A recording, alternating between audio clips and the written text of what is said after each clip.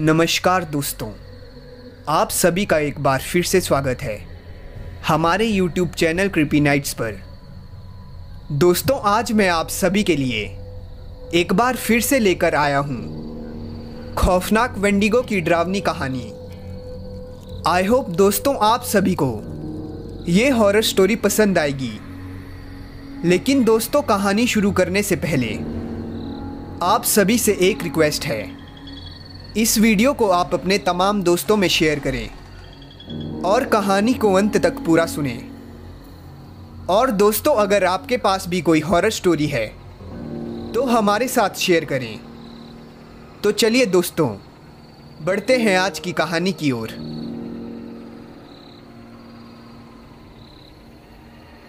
हमारे दादाजी के गांव में सब जानते थे।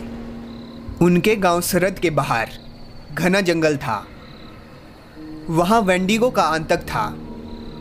उसकी वजह से शाम ढलते ही लोग घर से बाहर नहीं निकलते थे, और अगर कोई गलती से उस जंगल में चला जाता तो वेंडिगो उसे अपने जाल में फंसाकर मार डालता, फिर फाड़कर खा जाता।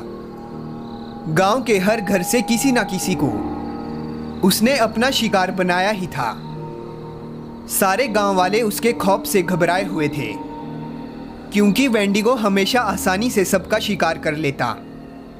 वो पल भर में खुद को किसी के भी रूप में बदल लेता था। एक दिन मामा जी को जरूरी काम से शहर अपने ताऊजी के घर जाना पड़ा। दादाजी भी उनके साथ गए। 7 दिन शहर में ही रुके। फिर आने के वक्त मेरे सबसे छोटे मामा जी बैलगाड़ी लेकर गए उनको शहर से घर वापस लाने। वो सुबह सुबह ही निकल पड़े बैलगाड़ी को लेकर। दादी जी ने सबके लिए खाना बांध कर दिया।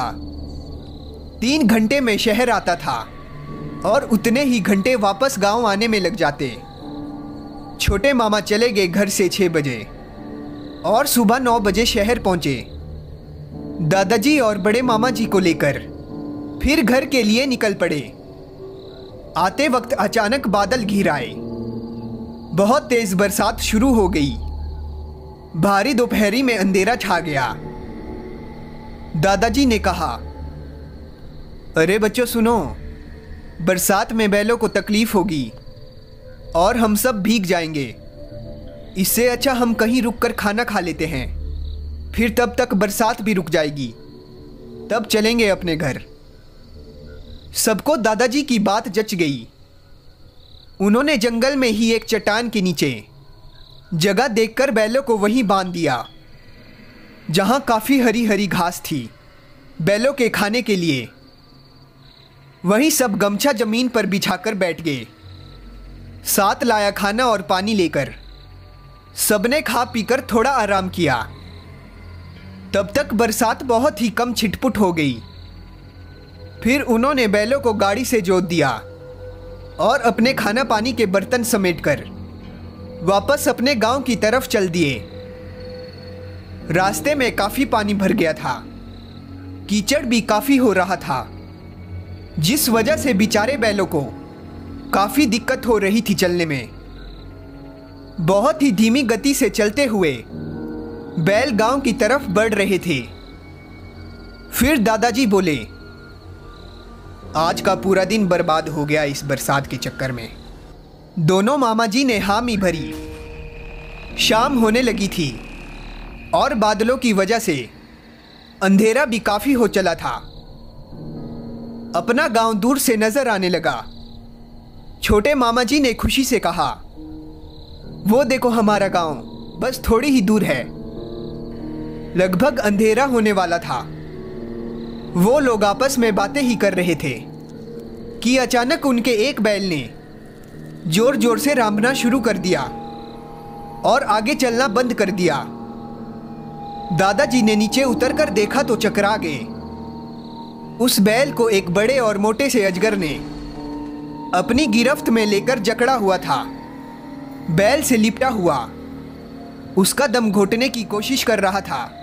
बैल छटपटा रहा था। बेचारे पहले ही इतनी दूर से कीचड़ में किसी तरह चलते हुए गांव तक पहुंचे थे और आते आते ये मुसीबत। दोनों मामा जी भी तुरंत गाड़ी से उतरे और पास की झाड़ियों से मजबूत मोटी लकड़ियां ले आए और तीनों ने बैल को बचाकर उस अजगर को पीटना शुरू किया। जब अजगर जख्मी होने लगा तो फिर उसने अपना रूप बदलकर कई सारे मच्छरों में बदल गया और उन सबको चिमटकर उनके खून चूसने लगा। दादाजी समझ गए ये वेंडिगो शैतान है। उन्होंने दोनों मामा जी से कहा, ये वही छलावा वेंडिगो है, इसको छोड़ना मत, मारो। तीनों ने अपने अपने गमछे से सभी चिमटे हुए मच्छरों को दबा दबा के मारा। बहुत से जहरीले मच्छर मारे गए तो फिर वेंडिगो ने अपना रूप दादाजी जैसा बना लिया और दोनों मामा जी से असली दादाजी की तरफ उंगली दिखाते हुए बोले, अरे ये बेरूपिया है, इसे मार डालो। ये कहकर वो नकली दादाजी असली दादाजी को डंडा उठाकर पीटने लगा, लेकिन दादाजी ने भी वहीं पड़ा हुआ लकड़ी का डंडा उठाया और वेंडिगो बना दादाजी से लड़ने लगा। दोनों मामा जी तो समझ ही नहीं पा रहे थे कि कौन असली है और कौन नकली, किसको मारे किसको बचाएं। बड़े मामा जी ने अचानक दादी जी के वहां आने की बात कही। बाबूजी वो देखो, माँ यहाँ आ गई है। और जो असली दादाजी थे वो चिल्ला पड़े, कौन विद्या आई है? अरे रोको उसे वहीं पर, वरना वो भी उलझ जाएगी इस बहरूपिये के जाल में। दादाजी का इतना कहना था, तभी उस नकली दादाजी यानी दरिंदे वेंडिगो ने जोर से लाठी दादाजी के सर पर मार दी। दादाजी के सर से खून के फव्वारे फूट पड़े। दादाजी वहीं बेहोश होकर गिर पड़े। तभी वेंडिगो बोला, देखो बच्चों, मैंने इस बहरूपिये को मार डाला। मामा जी का खून खौल गया।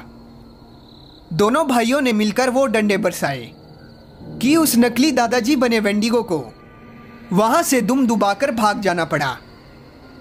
वो एक कुत्ते में बदल गया और कुत्ते जैसा रोता हुआ वहां से जंगल में ओझल हो गया।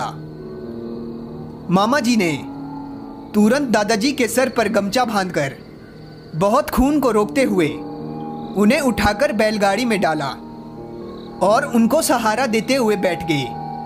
छोटे मामा जी ने तुरंत बैलगाड़ी चलाना शुरू की और कुछ देर बाद वो लोग गांव के वैद्य के घर पहुंचे। तब तक दादाजी का काफी सारा खून बह गया था, फिर भी वो हल्के होश में थे।